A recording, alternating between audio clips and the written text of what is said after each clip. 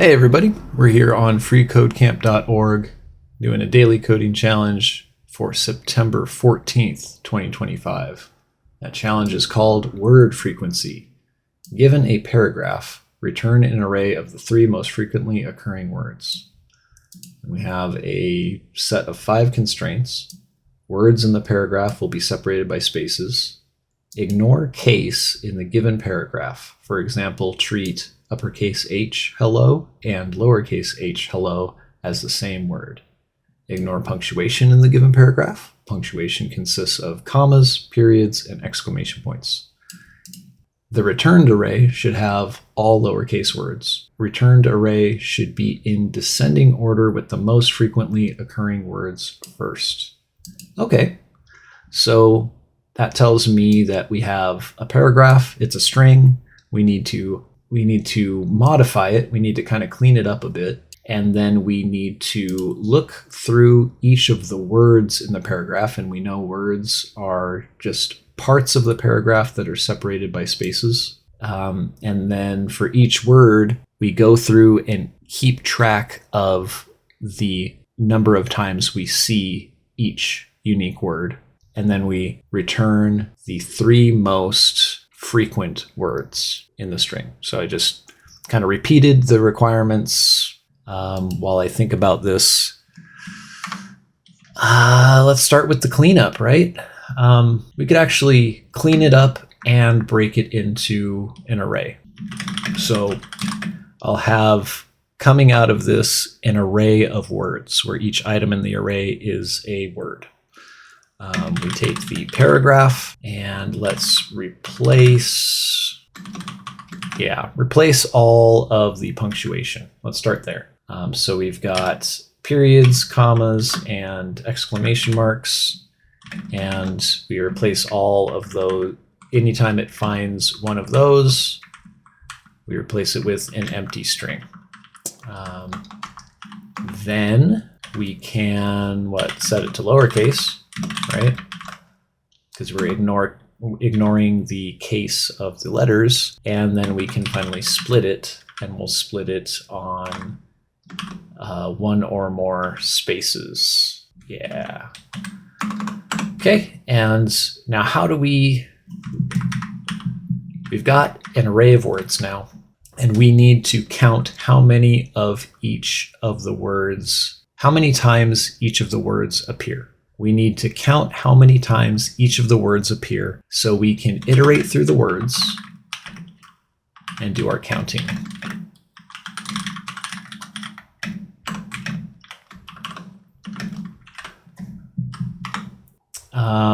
We'll need something to keep track of the count. And what comes to mind, probably the easiest to access and work with, is an object. We can have an object, let's call it counts. And this object is going to have properties in it. So let's say one of the words is hello. And that may appear 4 times. And one of the words is potato, and that may appear 2 times. And one of the words is code, and that only appears once. So this is the shape of the object we're going to end up with in counts, and that will let us either dot into it to access hello or one of the properties, but we're going to have this being kind of dynamic. So later we will be accessing it at, hello, accessing one of those properties, and calling this would result in the integer 4.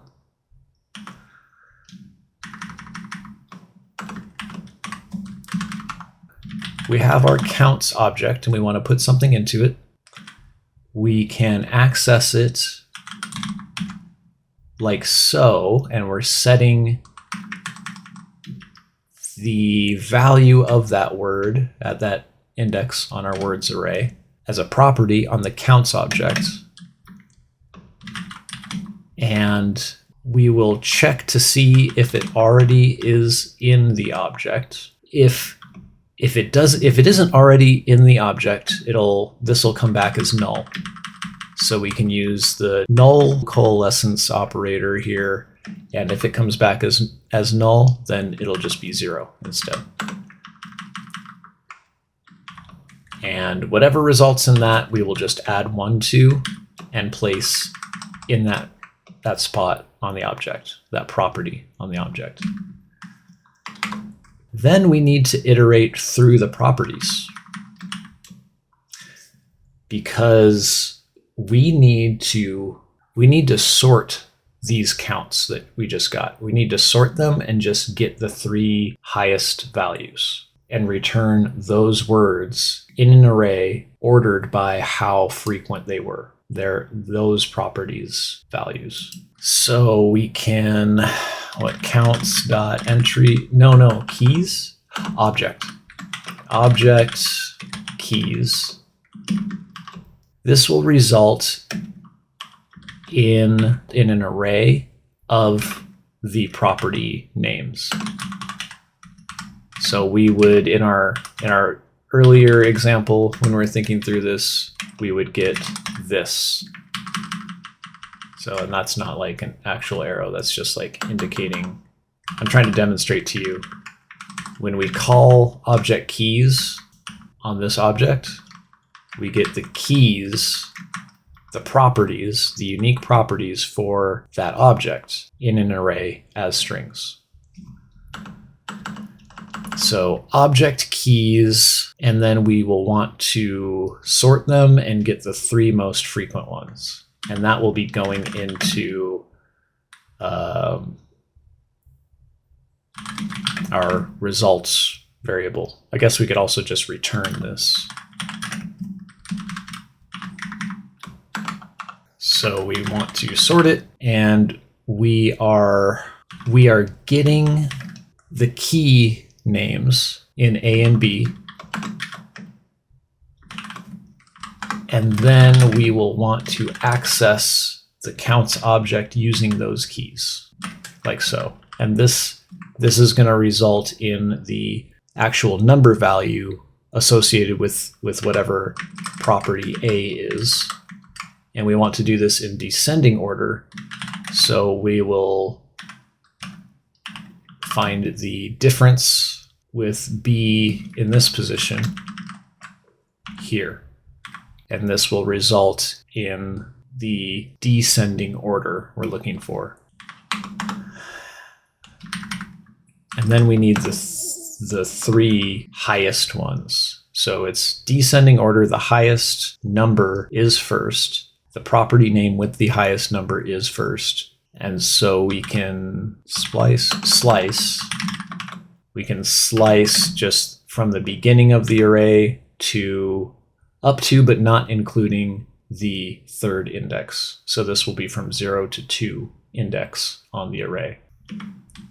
I think that'll do it. So just to review, we get our paragraph string. We replace we remove all the punctuation outlined in our requirements. We replace any punctuation with nothing. So we remove it. We set the whole paragraph string to lowercase because we saw that we should ignore case. And then we split the paragraph string by 1 or more spaces, effectively returning an array of words, a string array of words. Then we iterate through those words. For each word, we get what that word is, that value in the string array, and we assign a new property on this counts object that we have here. And I believe I can set that as const because we're not ever redeclaring counts. We are only accessing properties on the object. And so the property at this word will get either that property's current number value or 0 plus 1. So we found another instance of this word, we add to it. Or we found the first instance of this word, so we assign the property on that property on the counts object to 1. Then using our counts object, we get the property names, the keys. We sort them in descending order by their number value into an array. So this results in an array, and then we're calling sort on that array to reorder that array. And then we are taking the top 3 most frequently found words. Hold your breath. Oh, got a bug, but that's okay because everything I stepped through kind of makes sense to me. Let's see my problem here. I have 1 test passing, 2 not passing. Oh, I'm not removing punctuation correctly. Okay, so I probably have this regex wrong. I bet I need to escape. Yeah, my mistake. So I'll put the 2, because I know we don't have to escape comma, but we definitely have to escape. Period. No, I need to group them. That's what it was.